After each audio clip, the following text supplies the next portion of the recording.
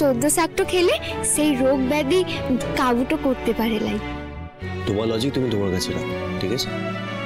হ্যাঁ দাদু ভাই, মেয়েটা এত করে বলছে, একটু খেয়ে দেখ না। বিনু দিদি ভাই, দে ওর পাতে একটু দে।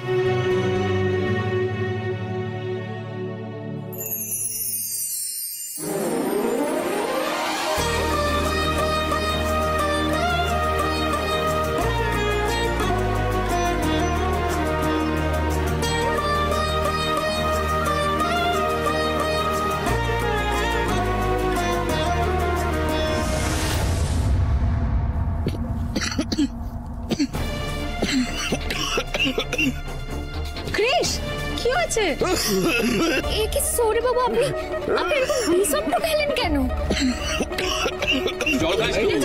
জল তো খান। ক্রিস, দেখি পুরো জল। ক্রিস,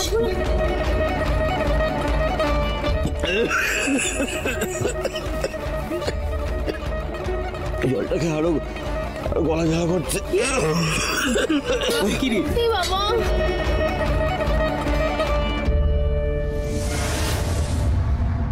এটাতে কচুর শাক আছে তো?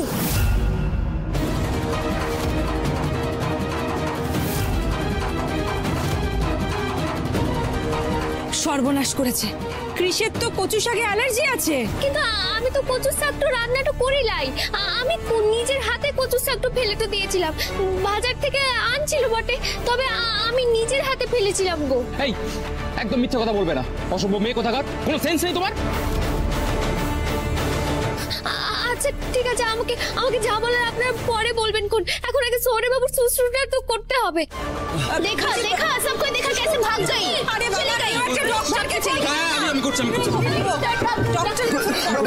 আরে হচ্ছে না তো। সৌরে বাবু লেবু জলটা খান। খাবারে সরো তুমি। ওকে বেশি উত্তেজিত করো না, তুমি ওকে আর কিচ্ছু খাওয়াবে না। আমি আমার ডাক্তার বাবুর সাথে কথা হলো, তুমি এখন আসতে পারবে না, কিন্তু আমাকে একটা মেডিসিন বলেছে ক্রিস, তোকে এক্ষুনি খাওয়াতে হবে সেটা দোকান থেকে। তুই আমার সাথে চল, আমার সাথে দাদা ভাইয়ের সাথে যা। সব ঠিক হয়ে যাবে, সব ঠিক হয়ে যাবে।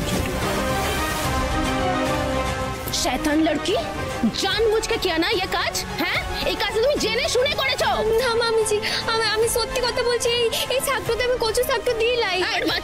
তাহলে রান্নায় কি কচু শাক উড়ে উড়ে এসে বসতো? হ্যাঁ, বাজে কথা একদম বলবে না।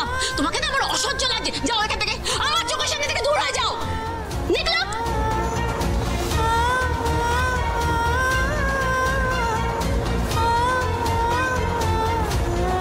দাদু ভাইয়ের তো কচু শাক সহ্য হয় না, এই তো কথা হলো।